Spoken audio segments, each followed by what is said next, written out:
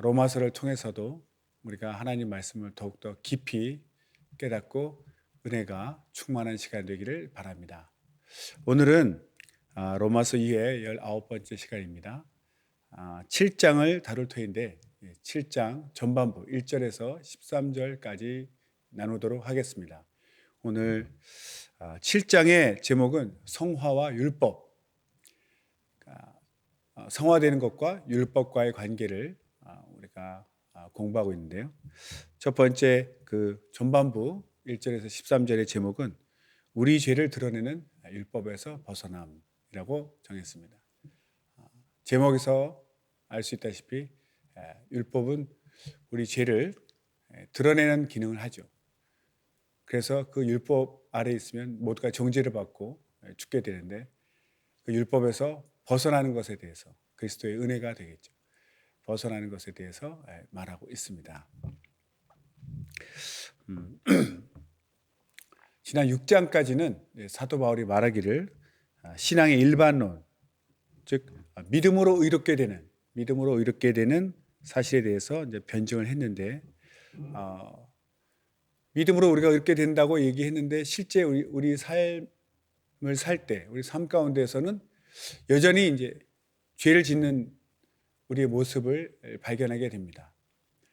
우리가 죄에 대해서 죽었다, 하나님의 의를 힘입었다, 그래서 죄를 짓지 않고 살 것처럼 말했지만 실제 우리의 삶 속에서는 계속 육신에 속해서 죄를 짓고 있습니다. 그래서 이 7장의 기능이, 만약 이 7장이 없었다면 마땅히 우리가 옛성품이 죽고 없어졌을 거라고 생각했는데 여전히 옛성품이 살아있죠. 그래서 이 7장이 없었더라면 마치 사도 바울은 죄를 짓지 않는 사람, 그래서 굉장히 그 경건에서 외식자가 되거나 또는 경건주의자들의 우상이 되었을 수도 있다는 겁니다.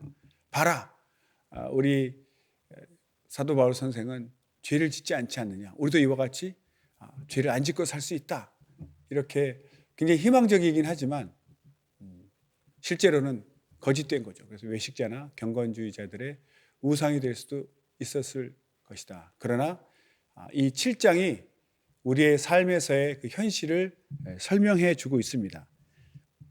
그래서 성도의 삶에서 발생될 수 있는 갈등과 극복의 길을 제시하는 중요한 내용을 이 7장에서 담고 있습니다. 우리가 알다시피 하나님의 나라도 미래적인 측면과 현재적인 측면이 있죠. 하나님의 나라가 지금부터 시작되었지만, 예수 그리스도가 오시면서 시작되었지만 완전히 완성되는 것은 모두가 부활한 후에 이제 천국에서 완성이 되는 것처럼 이렇게 현재성과 미래성을 동시에 갖고 있습니다. 이처럼 성도의 신앙도 우리가 예수 그리스도와 연합함으로 믿음으로 말미암아 예수님 안에 있는 모든 의와 그 경건을 우리가 소유했지만 그것이 예수님처럼 100% 경건하게 사는 것은 아니고 우리가 완전히 부활한 후에 그것이 100% 이루어지겠죠. 그래서 하나님의 나라 또는 이 성도의 삶, 즉 성경에서 말하고 있는 것은, 성경은 미래성과 현재성을 같이 갖고 있는 그런 시간적인 개념이 혼합되어 있는 그런 특징을 갖고 있습니다. 그래서 이 모든 것을 현재성과 미래성이 함께 혼재되어 있다는 것을 알 때 우리가 성경을 온전히 해석할 수 있죠. 우리가 완전히 예수님 믿는다고 해서 죄를 안 짓고 싶었는데 여전히 죄를 지었다면 이것이 잘못된 것인가? 믿음이 무능한 것인가? 그렇게 이분법적으로 생각할 수 없다는 거죠. 또 반대로 이제 예수 믿었으니까 나는 이제 의인이다, 죄 지어도 상관없다, 또 이렇게 생각해서도 안 되고, 의는 우리가 소유했지만 100% 의를 완벽하게 이루는 것은 부활 후에 이루어진다. 다른 말로 하면 육신을 갖고 있는, 이 죄악된 육신을 갖고 있는 삶, 이 땅에서의 삶 동안에는 여전히 죄를 짓고 있다는 사실을 우리가 인정해야 된다는 것입니다. 이런 사실, 그래서 우리가 의를 얻었지만 여전히 이 땅에서는 죄를 짓고 산다는 그런 현실, 이것을 설명하고 있습니다. 이 7장에서. 그래서 7장이 없다면 우리는 자칫 잘못하면 이제 경건주의자들의 우상처럼 나는 죄를 안 짓고 산다는 그런 외식자가 될 수도 있다는 그런 위험성을 설명하고 있습니다. 말씀으로 들어가서 나눠보도록 하겠습니다. 먼저 1절에서 3절입니다. 1절에서 3절. 형제들아, 내가 법 아는 자들에게 말하노니 너희는 율법이 사람의 살 동안만 그를 주관하는 줄 알지 못하느냐. 남편이 있는 여인이 그 남편 생전에는 법으로 그에게 매인 바 되나 만일 그 남편이 죽으면 남편의 법에서 벗어나느니라. 그러므로 만일 그 남편 생전에 다른 남자에게 가면 음부라 이르되 남편이 죽으면 그 법에서 자유케 되나니 다른 남자에게 갈지라도 음부가 되지 아니하느니라. 결혼을 비유로 구체적으로 설명하고 있습니다. 그렇죠. 결혼해서 남편과 아내가 살 때 이 중요한 것은 이제 살아 생전이죠. 서로 살아 있을 때 그 서로가 그 결혼이라는 부부의 법도에 매여 있는 거죠. 그러니까 둘 중에 한 사람이 죽게 되면 그 법은 무효가 되는 겁니다. 그래서 배우자 중에 누가 한 명이 사망하면 남은 사람은 다른 재혼, 다른 사람에게 다시 시집가고 장가가는 결혼할 수 있다는 거죠. 다시 결혼할 수 있다는 거죠. 그러나 살아있을 때는 살아있을 때 다른 사람에게 가면 그것은 음부, 바로 간음죄가 되는 것이죠. 그것을 비유로 설명하고 있습니다. 그래서 그 남편이 죽으면 남편의 법에서 벗어나느니라 이런 표현을 하고 있는데 여기서 이제 남편은 뒤에 이제 4절 이하에서 나오지만 율법을 비유하고 있고 여기서 그 여인은 신자, 믿는 우리 성도들을 비유하고 있습니다. 그래서 결론적으로 말하면 그 남편, 율법에서 우리 신자가 벗어날 수 있는 길은 죽는 방법밖에 없다는 것이죠. 그러니까 살아있는 동안, 생전에 두 사람이 살아있을 때 부부라는 그 효력이 있고 그 법이 적용하는 것처럼 한쪽이 죽으면 그 법에서 벗어나게 되는 거죠. 무효가 되는 거죠. 그래서 율법에서 벗어나는 방법은 유일하게 율법이 죽든가 또는 신자가 죽든가 죽음으로서만 사망으로서만 그 법에서 벗어날 수 있다는 것이죠. 그런데 실제로 율법은 죽을 수가 없지요. 그래서 지금 이 남편이 죽을 때 그 여인이 그 법에서 벗어난다 이렇게 표현되어 있기 때문에 남편은 율법을 비유하지 않습니까? 어떻게 율법이 죽을 수가 있는가? 그러니까 이 예를 든 것은 예를 든 것이고 굳이 이렇게 율법이 꼭 죽는다 이렇게 설명할 수는 없습니다. 그래서 한쪽이 죽어야 된다. 그래야 벗어난다. 이제 이렇게 결혼을 비유로 설명한 것이죠. 근데 실제로는 남편을 율법으로 비유했기 때문에 남편이 율법이 죽을 수는 없는 거죠. 반대로 해석하면 이제 여인이 죽어야 되죠. 신자가 죽어야 되죠. 그래서 예수 그리스도가 우리를 대표해서 대신 죽으신 것입니다. 그래서 우리는 거기에 연합해서 우리가 이제 율법에 대해서 죽는 것이 맞는 말이죠. 이 비유는 잘못된 비유가 아니고 일반적인 결혼의 법에서 벗어나는 것은 사망으로만 가능하다. 이것을 설명하기 위해서 이렇게 되어 있습니다. 4절에서 6절 또 보겠습니다. 그러므로 내 형제들아 너희도 그리스도의 몸으로 말미암아 율법에 대하여 죽임을 당하였으니 이는 다르니 곧 죽은 자 가운데서 살아나신 이에게 가서 우리로 하나님을 위하여 열매를 맺히게 하려 함이니라. 우리가 육신에 있을 때는 율법으로 말미암는 죄의 정욕이 우리 지체 중에 역사하여 우리로 사망을 위하여 열매를 맺게 하였더니 이제는 우리가 얽매였던 것에 대하여 죽었으므로 율법에서 벗어났으니 이러므로 우리가 영의 새로운 것으로 섬길 것이요 의문에 묵은 것으로 아니할지니라. 아멘. 로마서가 복음의 진수라고 해서 로마서를 공부하는데 실제로 내용이 굉장히 깊이가 있고 무겁지 않습니까? 그래서 사실 공부하고 같이 이렇게 나누는 저도 상당히 큰 도움이 되고 그렇지만 상당히 어렵죠. 제대로 제가 설명을 하고 있는 것인지 잘 또 이해를 해 주실지 어쨌든 부족하지만 들으시고 부족한 부분은 더 공부하셔서 보충해 주시면 고맙겠습니다. 그래서 그 1절에서 3절까지는 결혼이라는 예를 들어서 비유를 들어서 설명하고 있죠. 사망을 통하지 않고서는 벗어날 수 없고 또 사망만이 유일하게 벗어나는 길이다. 왜냐하면 결혼은 이제 살아생전의 법이기 때문에 그것을 비유하고 있고 이제 4절에서 6절까지는 그것에 대한 이제 정상적인 가르침, 그 가르침에 대해서 설명하고 있습니다. 그래서 6장에서는 구체적으로 설명하지 않고 추상적으로 설명했는데 이 7장에서는 결혼 관계를 비유로 구체적으로 설명하고 있습니다. 율법과 우리 성도와의 관계를 설명하고 있습니다. 그래서 그 제가 올려드린 그 설교유지의 표가 있죠. 그 표를 봐주시면 되겠습니다. 1절에서 3절은 비유, 그리고 이제 4절에서 6절은 이제 가르침인데 그 표를 보시면 그 남편이 있는 여인 이런 표현이 나오죠. 남편이 있는 여인. 그러니까 그 육신에 매여 있는 우리 자신을 가리키는 거죠. 어떤 육신을 벗어나지 못한 그 우리 자신을 이제 설명하고 있고 또 1절, 3절 중에 옛 남편의 법 이런 표현이 나요. 옛 남편의 법. 그 법은 바로 율법이죠. 결혼함으로써 남편의 법, 부부의 법에 매이는데 그것이 바로 율법을 비유하고 있습니다. 그리고 남편에게 매여 있다. 남편에게 매임. 남편에게 매여 있다는 것이 무엇이냐면 바로 이 죄의 종욕이 역사하는 것. 그래서 이제 율법으로 말미암아 율법을 타고 이제 죄의 종욕이 역사하고 또 의문에 묵은 것으로 섬긴다. 의문이라는 것이 이제 기록된 문서, 율법을 얘기하는 거죠. 의문에 묵은 것. 그러니까 옛 율법, 기록된 율법으로 섬기기 때문에 그것은 결국은 율법으로 말미암아 우리가 죄를 깨닫고 죄의 종욕의 역사에서 계속 죄를 짓고 죄를 깨달음으로 말미암아서 사망의 열매를 맺게 되는 것을 말합니다. 사망을 위한 열매를 맺는다는 거죠.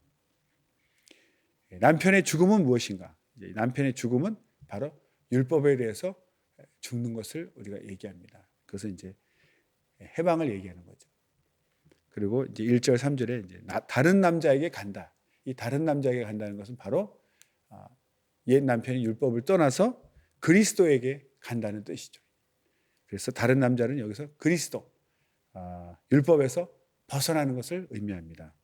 그리고 자유케 됨이라는 표현인데 이 자유케 된다는 것은 이제 의문에 묵은 것으로 섬기는 것이 아니라 영의 새로운 것으로 새로운 성령의 인도하심을 받아서 새로운 성령에 의한 것으로 섬기기 때문에 이제는 사망의 열매가 아니라 하나님을 위한 열매, 생명의 열매를 맺히게 된다. 이런 것입니다. 그래서 1절에서 3절은 비유고 4절에서 6절은 1절에서 3절의 비유에 대한 가르침, 설명이 되겠습니다. 좀 더 구체적으로 이렇게 보면 4절을 보면 하나님을 위하여 열매를 맺힌다 이런 표현이 있습니다. 하나님을 위하여 열매를 맺는다. 이때 이 열매가 무엇일까? 이제 결혼 얘기 나오고 하니까 쉽게 또 자손이라고 생각할 수도 있는데 그렇지 않죠. 하나님을 위한 열매는 당연히 하나님이 요구하시는 거룩함, 의, 옳다, 의입니다. 거룩함과 의에 대한 그런 열매를 맺는다는 것을 얘기하고 있습니다. 성도가 그리스도와 연합하게 되면 그리스도 안에 있는 거룩함과 그 의를 우리가 함께 소유하게 되는 거죠. 이 연합함에 대해서 정말 설교를 해도 좋을 만큼 이게 중요한 개념인데요. 원래 우리는 없죠. 거룩함과 의가. 그러나 우리가 사는 방법은 거룩함과 의를 소유하신 그 본체이신 예수 그리스도와 하나가 됨으로써 그 거룩함과 의를 우리가 전가받는 것이죠. 그 공로를 전가받아서 우리 것으로 삼는 것이 바로 우리가 거룩하게 되는 것이고 우리가 의로워지는 것이고 우리가 사는 길입니다. 그러니까 이것은 스스로 살고자 하는 것은 전혀 아닌 거죠. 스스로 절대 의로워질 수 없습니다. 우리가 복음을 깨달았다는 것은 나는 완전 타락, 나는 도저히 내 스스로는 거룩해질 수 없다는 것을, 의를 얻을 수 없다는, 의에 도달할 수 없다는 것을 깨닫고 의로우신 거룩하신 그리스도와 연합해서 하나가 되어서 하나가 되는 겁니다. 그분 것을 내 것으로 삼는, 내게 허락해 주신 것을 내가 소유해서 주님의 공로로 의로워지고 거룩해지고 그 열매를 맺는다는 그런 뜻이 되겠습니다. 그래서 주님과 연합함으로써 하나님이 원하시는 열매를 맺을 수 있다는 뜻이 되겠습니다. 5절에 보면 이제 육신이라는 단어가 납니다. 우리가 육신에 있을 때에는 이 육신은 항상 영과 반대되는 개념으로 사도 바울이 많이 쓰죠. 삭스라고 하죠. 영은 푸뉴마. 그래서 푸뉴마에 반대되는 개념으로 이제 삭스라는 육신이라는 단어를 씁니다. 이 단어는 다 아시는 것처럼 죄와 대항하기에는 너무나 무기력한, 죄를 이길 수 없는 그런 무기력한 인성, 그리고 그런 무기력한 인성에 의해서 사라지는 삶의 방식, 인간의 삶, 이런 것들을 육신이라고 표현하는 거죠. 그래서 다시 말하면 육신은 그리스도를 알기 전의 상태, 그리스도와 전혀 무관한, 하나님과 떨어져 있는 분리된 그런 상태의 신분을 말합니다. 그럴 때 이제 육신이라는 단어를 쓰는 거죠. 그리고 그 후에 이제 죄의 정욕이 우리 지체 중에 역사한다. 죄의 정욕이란 말이 나오죠. 죄의 정욕. 죄의 정욕은 우리가 죄 그럼 이제 하마르티아라고 하는데요. 여기서 뭐 어떤 구체적인 그런 어떤 것을 표현하는 것이 아니라 굉장히 포괄적인 개념의 그 정욕을 얘기합니다. 그래서 죄로 나아가는, 죄를 짓고자 하는, 죄로 나아가고자 하는, 죄를 짓고자 하는 그런 욕구를 총칭해서, 통틀어서 그런 포괄적인 큰 개념으로 말하는 것이죠. 그 중에 사도 바울은 특히 탐심을 대표적인 것으로 말하고 있습니다. 죄의 정욕 중에. 그래서 나중에 이제 설명 나올 것입니다. 탐심에 대한 것은. 여기서 얘기하는 이제 죄의 정욕은 모든 그런 죄를 짓고자 하는 욕구인데, 그 죄의 정욕은 바로 우리 안에 타락한 인간 본성 자체 안에서 일어나는 것입니다. 타락한 이 육체 안에서, 육신 안에서 나오는 것이죠. 그것을 우리는 알아야 되겠습니다. 6절 보겠습니다. 6절에 보면 얽매였던 것에 대하여 죽었으므로, 이런 표현이 있죠. 얽매였던 것에 대해서. 그러니까 이 율법의 특징은 사람을 이렇게 얽매는 거죠.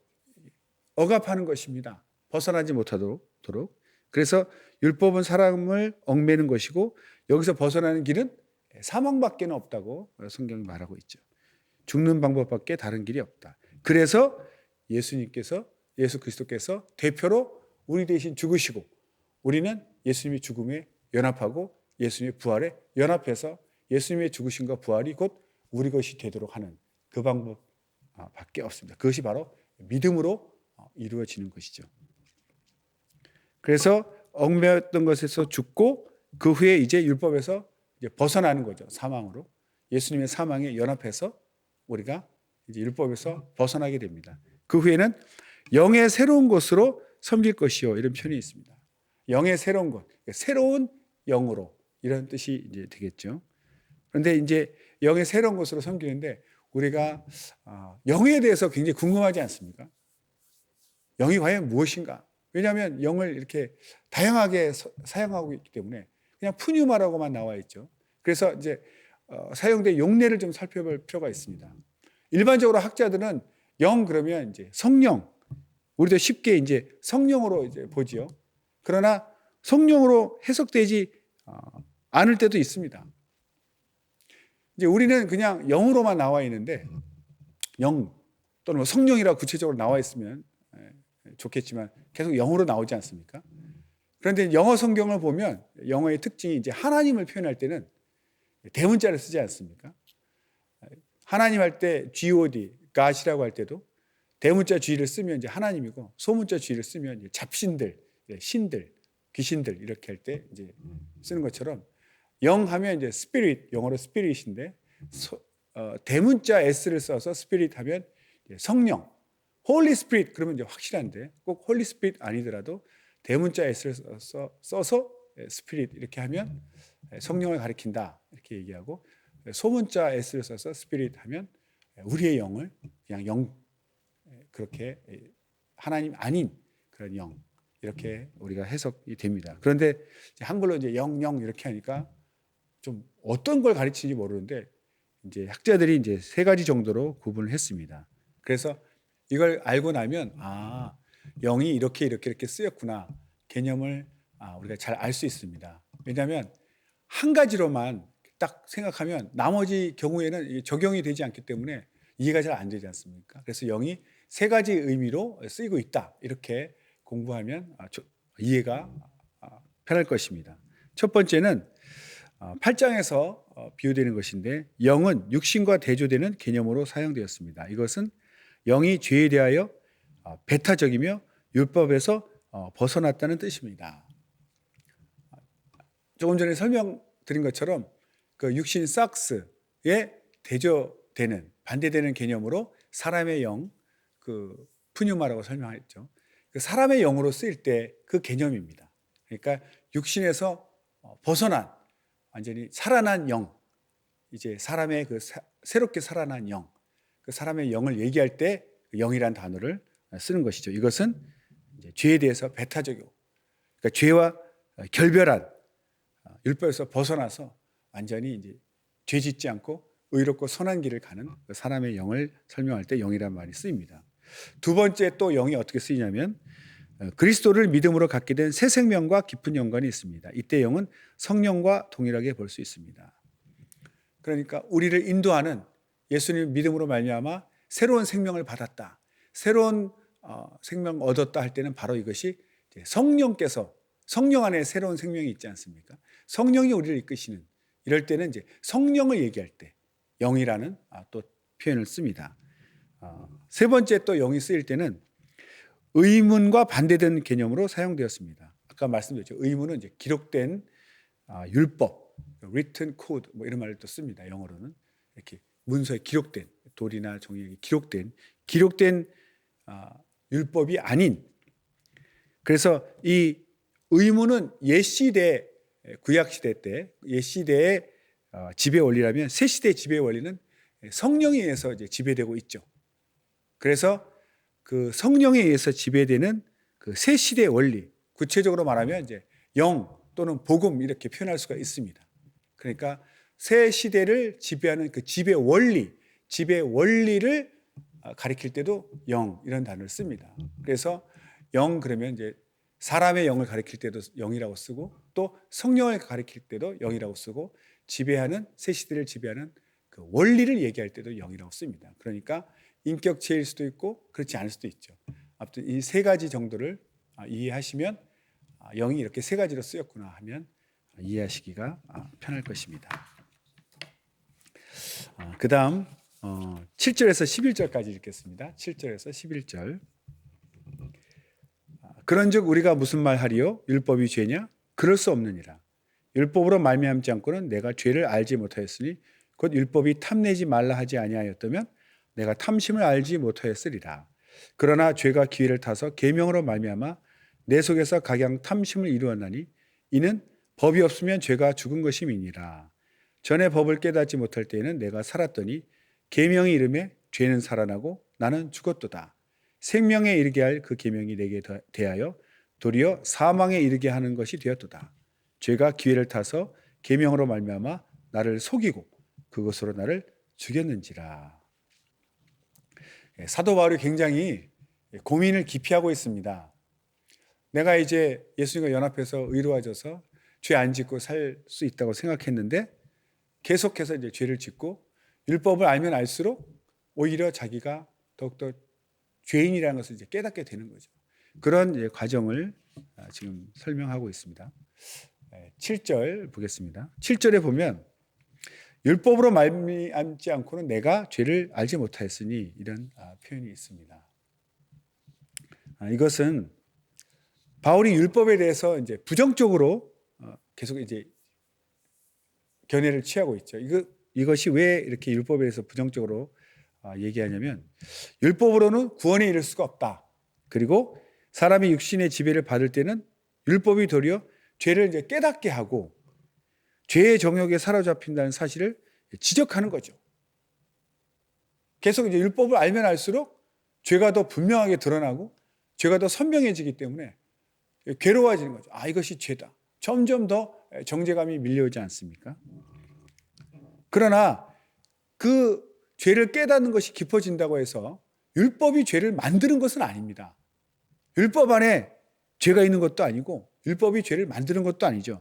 죄는 우리 안에 있는 것인데 율법이 옴으로써 선명치 않았던 죄인 줄 몰랐던 것이 죄라는 것을 규정해 주기 때문에 더 많은 죄라는 것을 깨닫게 되니까 그 정죄감이 밀려오는 것이죠.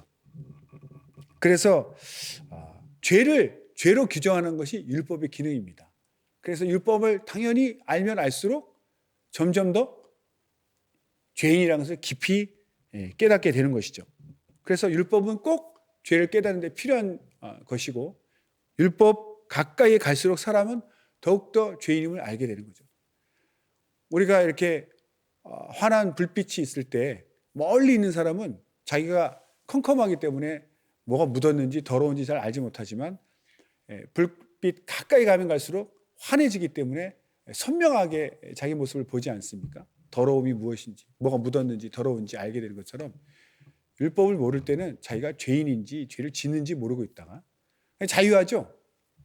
이제 점점 율법을 알면 알수록 이것도 죄, 저것도 죄 깨닫게 됨으로써 자기가 죄인인 것을 더 깊이 알게 된다는 것입니다. 그래서 율법으로 죄를 알게 된다. 율법으로 말미암지 않고는 내가 죄를 알지 못했다. 율법으로 죄를 알게 된다. 이런 뜻이 되겠습니다. 그리고 다시 또 이제 탐낸다는 표현이 나오는데 그 후에 바로 곧 율법이 탐내지 말라 하지 아니하였다면 내가 탐심을 알지 못하였다. 그렇죠.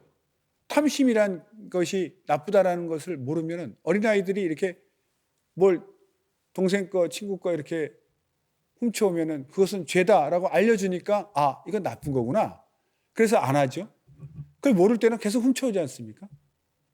그냥 본성대로 그게 나쁜 줄 모르고 이렇게 이제 알려주는 것처럼 이제 탐심이 잘못됐다라고 알려주니까 이제 탐심을 죄로 깨닫는 것처럼. 그런데 왜 하필이면 또 탐심을 얘기하는가? 우리 처음에 잠깐 얘기한 것처럼 바울은 탐심을 굉장히 강조합니다. 그 이유가 나오는데 탐심은 인간의 심성 속에 은밀히 자리 잡고 있어서 잘 알지 못합니다. 이렇게 행위로 드러난 것이 아니기 때문에요. 또 이 일반 세상에서는 인간들 사는 인간 세상에서는 마음속에 일어나는 마음을 죄로 정하지 않습니다. 마음으로는 뭐 살인을 하든 때리든 욕을 하든 드러나지 않고 직접 행위로 드러난 것만 죄로 여기기 때문에 이 세상에 살면서 마음속에 일어나는 죄에 대해서는 그리스도인조차도 둔감하죠. 근데 실제로는 그 마음속에 일어나는 것 자체가 죄고 거기서부터 이제 시작되어서 그것이 차고 넘치면 행위로 실행하지 않습니다. 그래서 이 마음속에 잘 보이지 않지만 실제로 행위를 일으키게 하는 근본되는 마음속에 일어나는 그 탐심이 근본적인 죄다.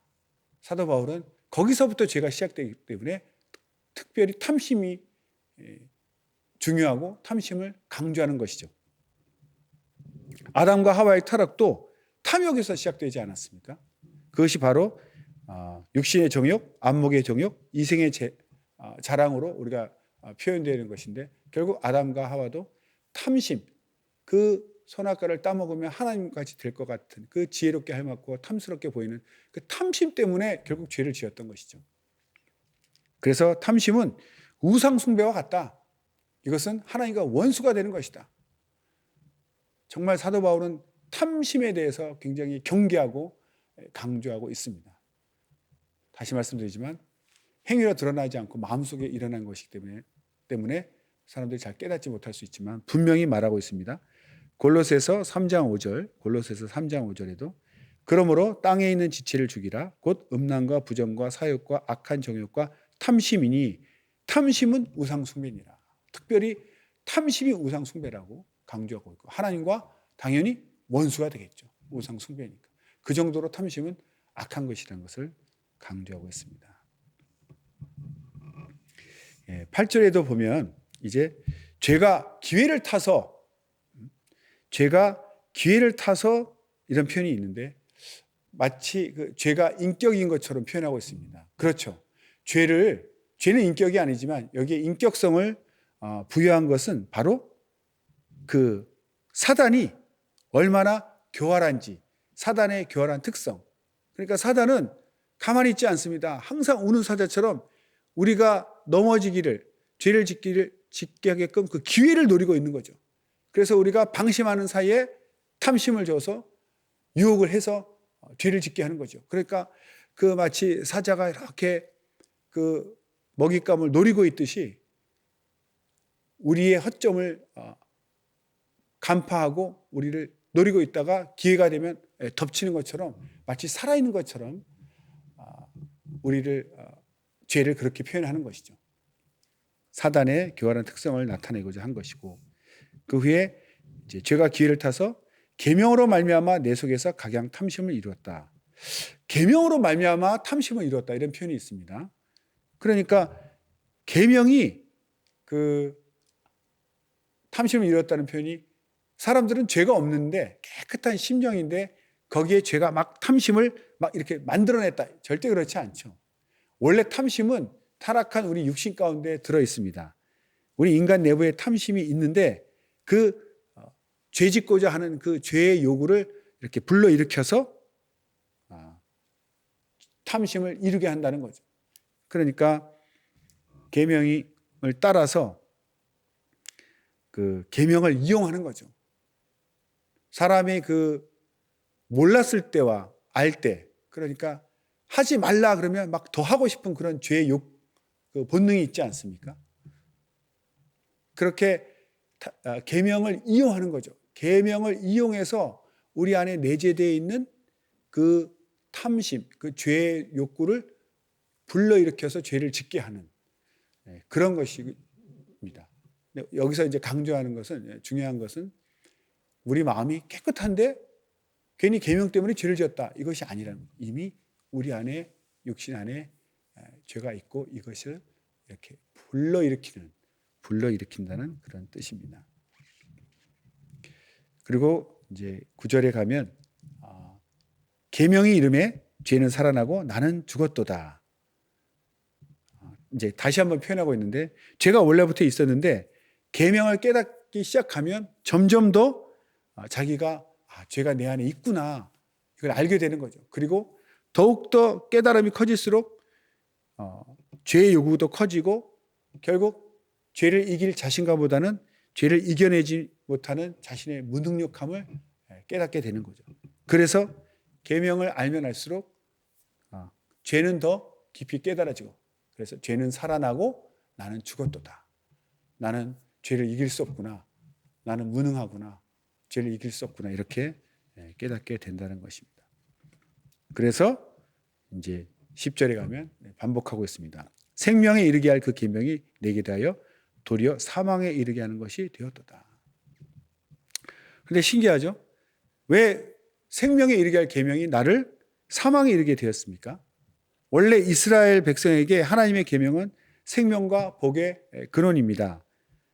신명기 5장 31절에서 33절에 나와 있는데 이제 33절만 제가 읽어드리겠습니다. 너희 하나님 여호와께서 너희에게 명하신 모든 도를 행하라. 그리하면 너희가 삶을 얻고 복을 얻어서 너희 얻은 땅에서 너희의 날이 장구하리라. 이렇게 계명을 지키면 복을 받고 생명을 얻게 되어 있는 것이죠. 그런데 문제는 누구도 그 계명을 지킬 수 없기 때문에 지킬 수 없는 그 계명이 오히려 우리에게 이제 사형 선고가 되는 거죠. 사도 바울도 엄격한 율법 교육을 받았지만 사실 그 율법을 지키지 못했습니다. 그런데 지키는 척하는 그 외식함이 바로 바리새인들의 죄였죠.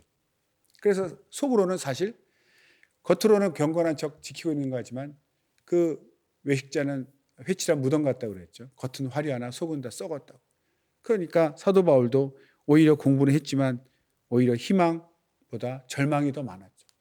그리고 종교개혁자 루터도 믿음의 눈을 뜨기 전에는 실제로 그 많은 종교적인 교리들, 그런 규정, 교리들이 완전히 짓눌렀죠. 아무리 그것을 지켜도 마음에 자유함이 없는 것이죠.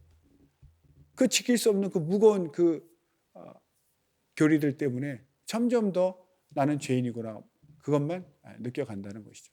그래서 계명을 지키면 당연히 생명에 이르지만 계명을 지킬 수 없기 때문에 오히려 사망에 이르게 된다, 이런 표현이 되겠습니다. 11절 거기에 보면 나를 속이고, 이런 표현이 있습니다. 왜 이제 속인다는 표현을 했냐면, 이 속인다라는 그 헬라어 단어는 엑세파테센이라고 합니다. 엑세파테센인데 완전히 길을 잃게 만들다, 이런 뜻입니다. 한국말로 이제 속인다라고 표현되어 있지만 완전히 길을 잃게 만든다. 이게 뭐냐면 사도 바울을 완전히 이제 헤매게 만든다는 거죠. 정신을 못 차리게 만들고 완전히 이 절망 가운데 빠뜨리는 그런 정도의 강력한 그런 표현입니다.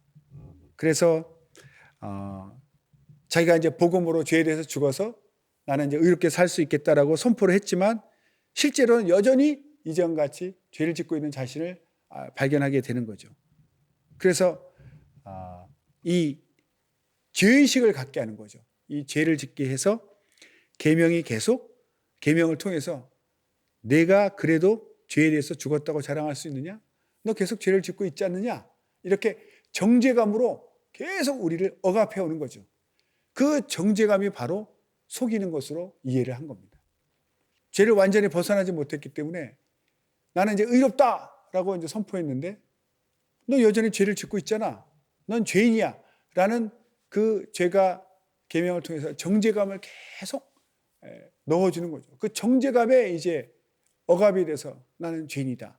그 정죄감으로 말미암아 정죄감에 속는다는 그런 뜻입니다. 정죄감에 속는다. 그것이 굉장히 이제 억압이 된 것이죠. 그래서 12절, 13절 읽어보겠습니다. 이로보건대 율법도 거룩하며 계명도 거룩하며 의로우며 선하도다. 그런즉 선한 것이 내게 사망이 되었느뇨? 그럴 수 없느니라.